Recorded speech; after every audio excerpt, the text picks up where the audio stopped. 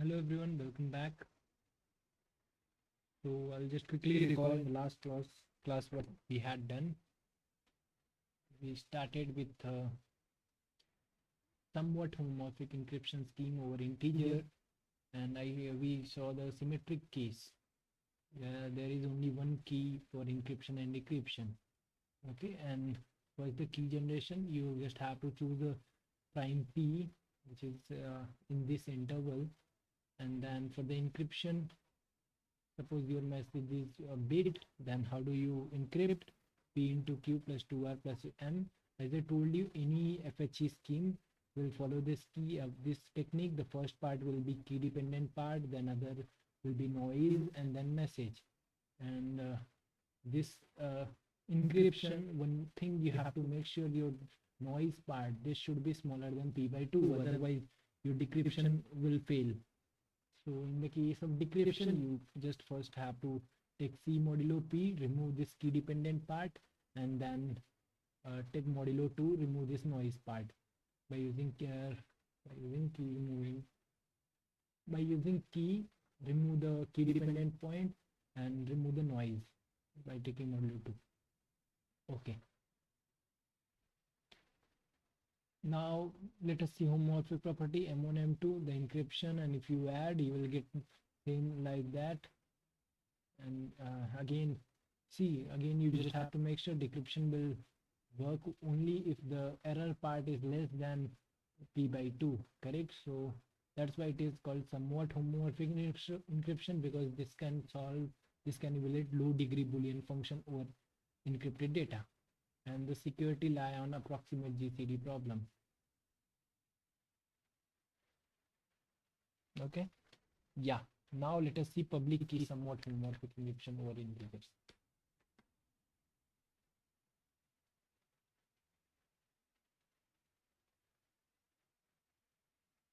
Public key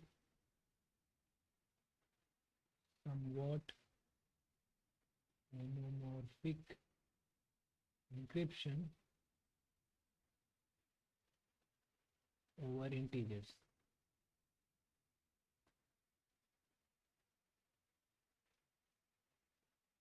Okay, so again there are some security parameters which the scheme will be lying, so I'm not going to mention that security parameter because with the time this used to get changed. So I'll just give the notation first. Parameters, this is the notation we are going to follow. This gamma will be the bit length of the integer in the public key.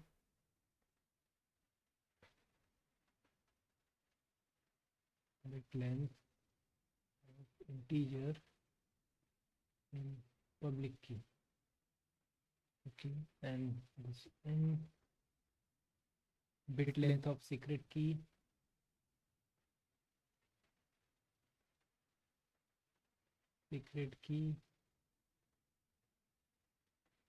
And the condition is that which should be hidden by approximate GCD by all public key integers. That means all public key will be given, then you should not able to find the secret key. Okay, one more thing is row, that is bit length of noise.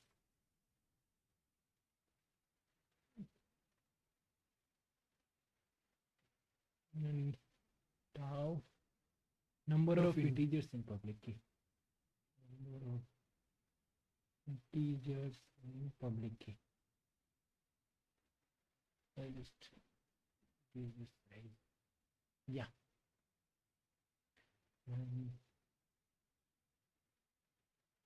A convenient parameter, if you say, then this row should be lambda, and this row dash, there is the row dash which is 2 lambda, then should be O of lambda square, big O of lambda square.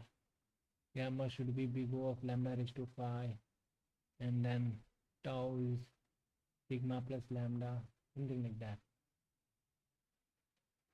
Okay, yeah, let us now see what is key generation.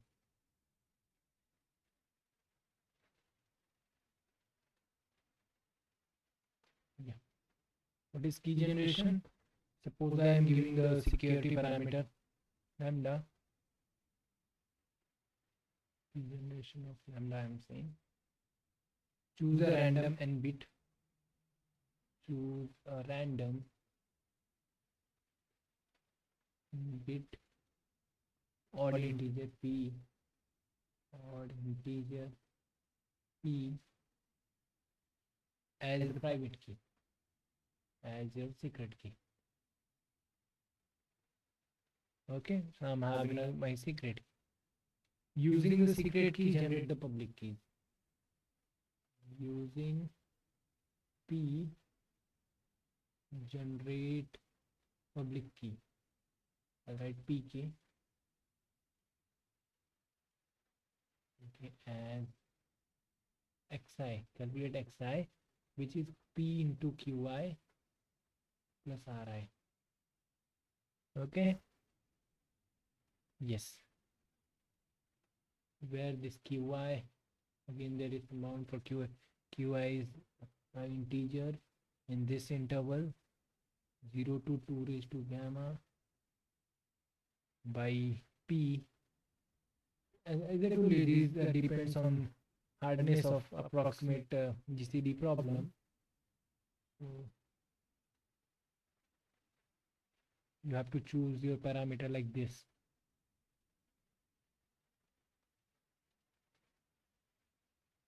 Yeah, this ri is from this. Okay, and one more thing. Yeah, for I is running from 1 to up to tau. There are tau number of public keys which you are having. Okay, and these are the xis and relabel. You have to relabel it. Relabel so that x0 is the largest.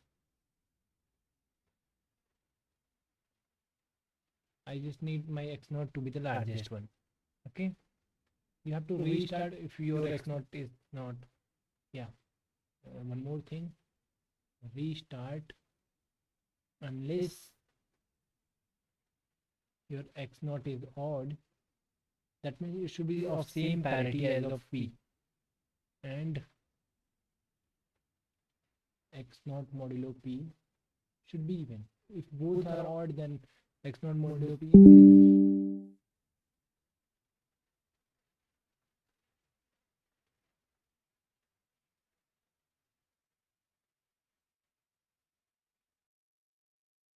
Yeah.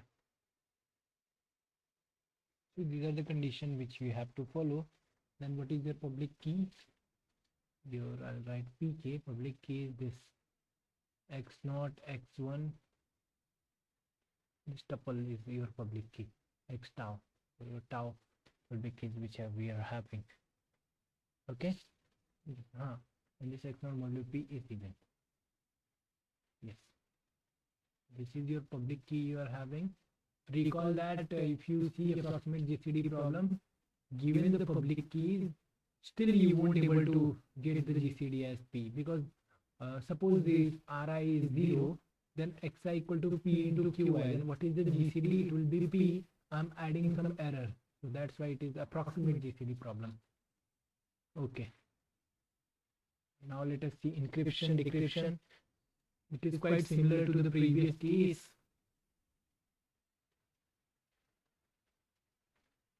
In the case of encryption, what I'll be using public key and my message. Again, I am taking my message as 0 to 1. Okay. First, choose a random subset. Choose a random subset. Say S from 1 to this up to tau. Okay. And a random integer r. And a random integer r, which belongs to this 2 raised to minus rho dash to 2 raised to rho dash. As I told you, forget about these security parameters. These depends on your security parameters. so that it should be hard to solve approximate GCD problem. Now you are having S, you are having R, then what is your ciphertext? The ciphertext will be C equal to M plus 2R plus 2 into sum of Xi's, where I belongs to your set, your subset, whatever you had taken there. Okay, and then at last you take modulo X naught. This modulo X naught is taken for the sake of compactness.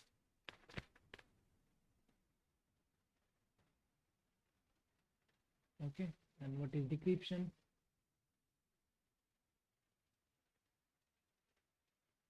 Decryption is similar to that. We'll be using our private key, that is secret key P. So you can complete your M. Just you have to take C modulo P and then take modulo 2. Yes, this will be your message.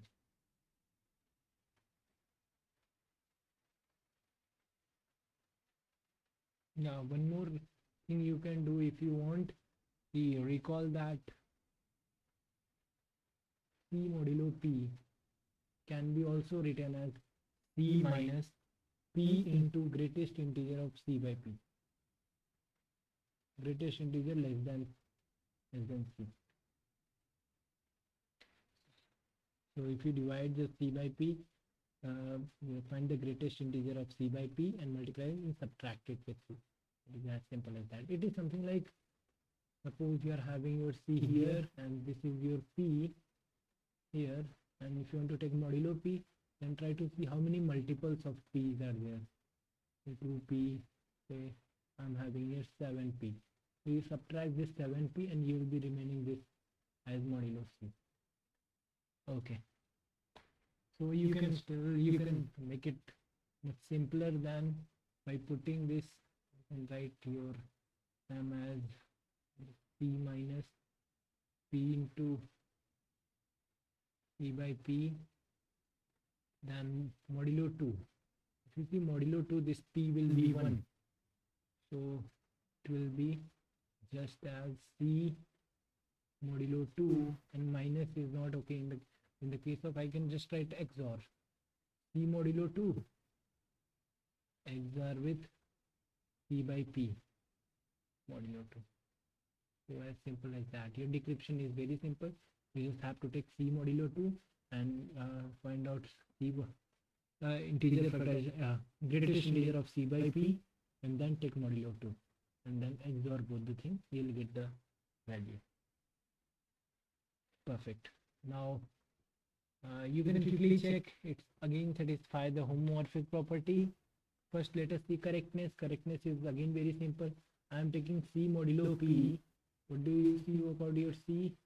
C is equal to M plus 2R plus 2 into summation of Xi. And if you remember, what was your Xi? It is P into Qi plus Ri. So P into Qi will go away. Correct?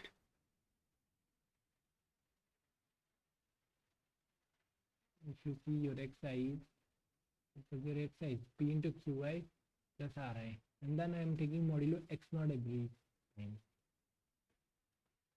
So the first part is this modulo X naught, this will never go up for the sake of compactness. That's what we are doing here.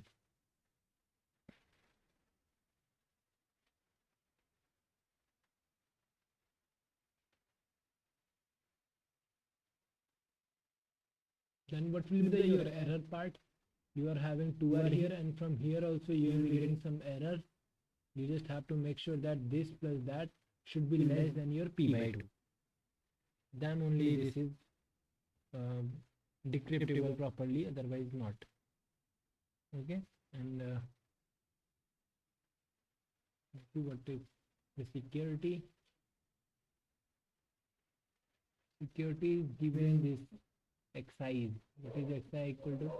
PQI plus Ri.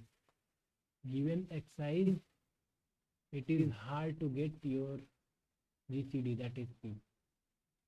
Correct? This is your public key.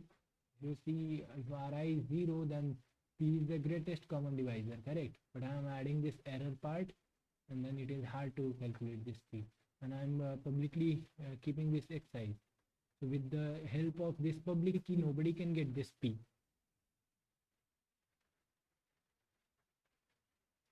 Okay, yeah, it was very simple technique here. Now to make it as fully homomorphic encryption scheme over integers.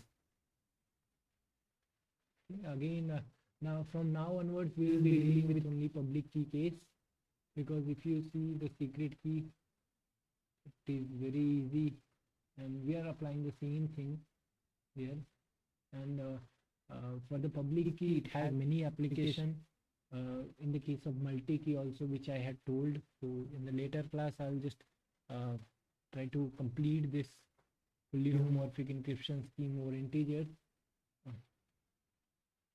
And then we'll see, do you observe something? Here I can encrypt only the messages which are of this form, either bit. What happens if your message is integer? Can we convert this homomorphic encryption scheme to encrypt the message integers? Yes, that is possible. You just have to do one thing.